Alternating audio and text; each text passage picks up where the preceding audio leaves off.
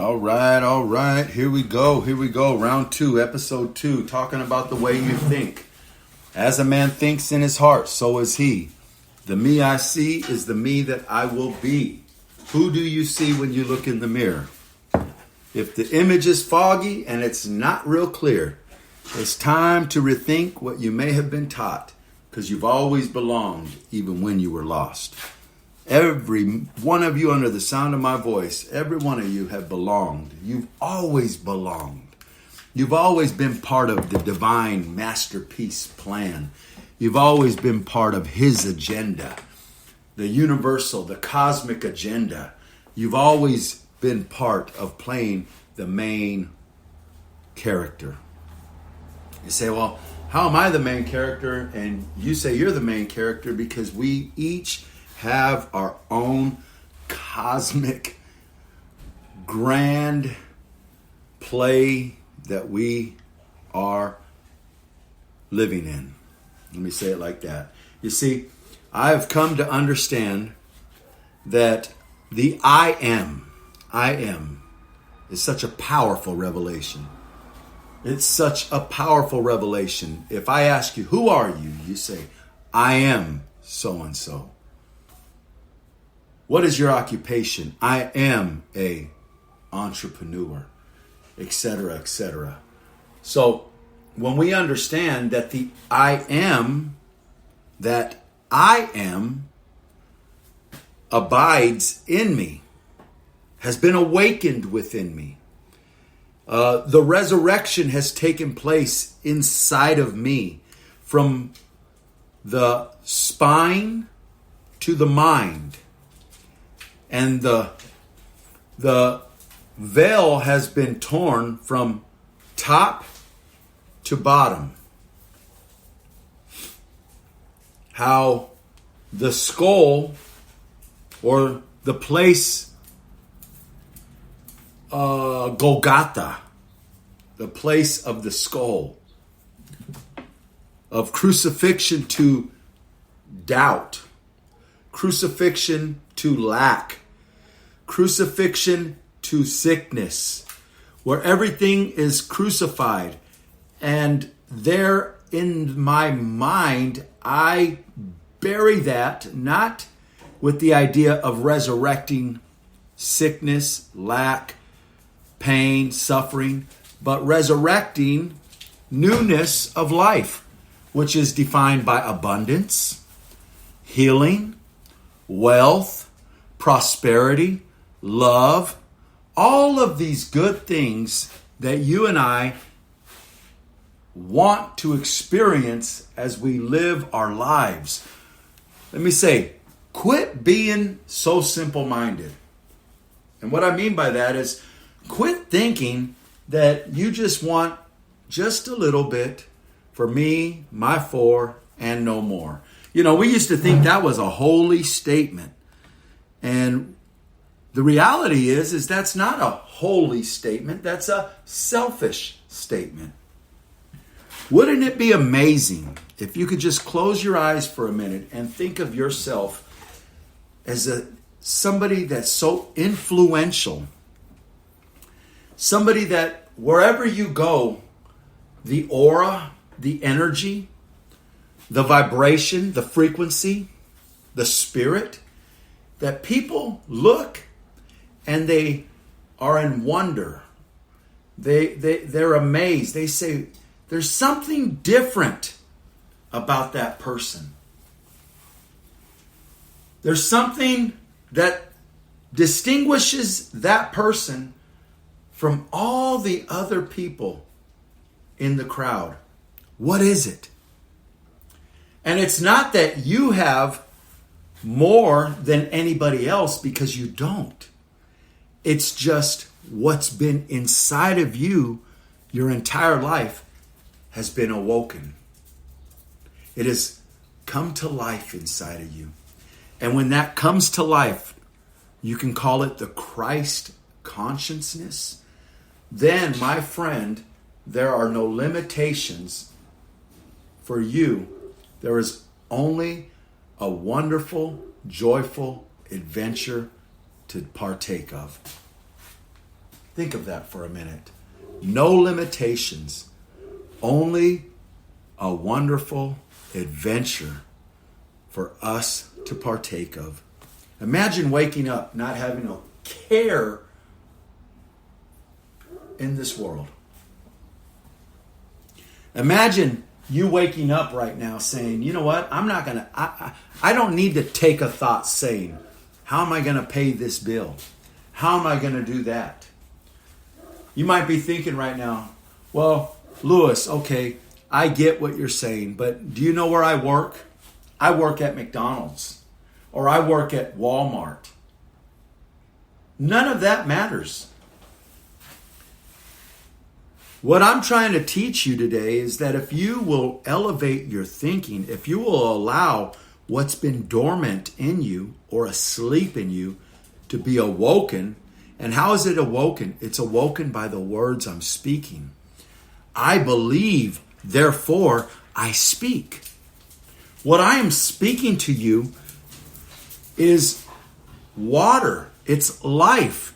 It goes into you and it quickens you or makes things come alive in you so that you can see a polar thought, so that you can see something that you've never seen before, or maybe you thought you saw, but now all of a sudden it's opening up even more. That's the power of words. The persuasion that I am speaking from, the depth of my being, the Father in me, the Spirit in me, the Son in me, the life in me, speaking to you, awakening you and shining light on you, not so you can get right, but to reveal that you are right. To reveal to you that you can truthfully do all things. That failure is only an option if you accept it. That no matter what it is you're looking at today, everything is subject to change. You say, well, I'm $30,000 in debt. How's that going to change? Well, it's not going to change by you worrying about it. You see, more people are focused on their debt than ways to make money. Do you know there's millions of ways that you can make money, and all you need is one? Think about that for a minute. Millions of ways people make money, and all you need is one. Now you say, well, as being a hard worker, what I need to be? Well, diligence, perseverance in whatever you do, doing it heartily is very important. Those are good principles to live your life by.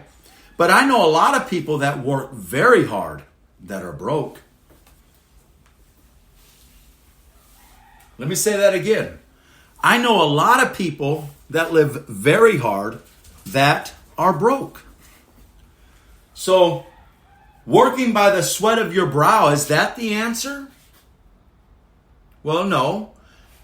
A changed mind is the answer.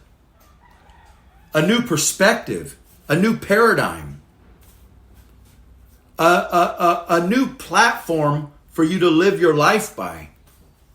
That's what makes the difference. Because you can work hard your entire life and be broke your entire life. That's why we're starting to find out, and this isn't a new thought, this has been going on, it's just becoming more popular today, that just because you have your master's degree or you have degrees on your wall doesn't make you a smart individual in the sense that you are making money. Some of the quote-unquote stupidest people are the richest people. And what I mean by that is they're maybe not educated like everybody else, but their desire, their passion, their obsession to gain wealth is so strong that they won't be denied. So you can take someone like myself that in the year 2000 heard 3 words. while working at a gas station pumping gas in the month of November in the year 2000, 4:30 at night, pumping gas. 3 words ignited within my heart, in my gut. The feeling of these 3 words said, "Let it shine." You might be thinking, well, what the heck does that mean? Let it shine. Is God telling you, be the light of the world? Well, I am the light of the world. I am the light of the world, just like you're the light of the world. What do you mean, let it shine? I kind of scratched my head for a moment, pumping gas. I said, that would be a good name for a car wash. Let it shine mobile wash. Now, let me tell you something about that account. Let me tell you where my mindset was at that time. My mindset was, I'm working for a company that I am doing my very best as if it was my own company to try to make this company prosper, because I believed if they prospered, I would prosper as well. And so I was faithful. I was diligent. I prayed about it. I prayed for the company. I fully expected to prosper when I worked for the company. And in the midst of that, this word come to me, 3 words to be exact, let it shine. 1 week later, friend, I quit my job and started a mobile car wash. Now catch this, a mobile car wash without a car, without a business plan, without a bank account, without any money to start this business. I went out on pure faith. I went out with desire, believing that this was divinely influenced. And if it was divinely influenced, then this, if I put legs to it or any effort with it, would surely come to pass. Now, at that time, it was November. I was renewing my vows with my ex-wife. I needed $1,400. And so I went door to door with the borrowed vacuum and a garden hose, some towels and different things like that to wash cars. And I would say in the 2 weeks that I did that, I made the $1,400 to be able to pay for the ceremony and all the food so we could have a vow renewal. The month of December comes along, and now everything dries up. I missed it, I figured. Well, I didn't think I missed it. I was willing to say, God, I can be humble, and humble enough to say, if I have missed it, I'll go back to work, because they told me, if it doesn't work, come back. You have a job with us. And so I only knew to pray. And so I got down on my knees and I prayed. That's where my mindset was in that time. That's what I understood about prayer. And I began to pray and ask God, God, help me with this. I don't know. If I missed it, I missed it. I'll go back and go to work.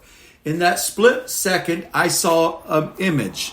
And the image was a piece of wood. On that wood, it said, ask about a free hand wax. And so I asked in my prayer, Lord, what is this? And the inner voice, the same voice that said, let it shine, said, go to the Indians. And my time's up, so I'm going to go ahead and stop here and continue.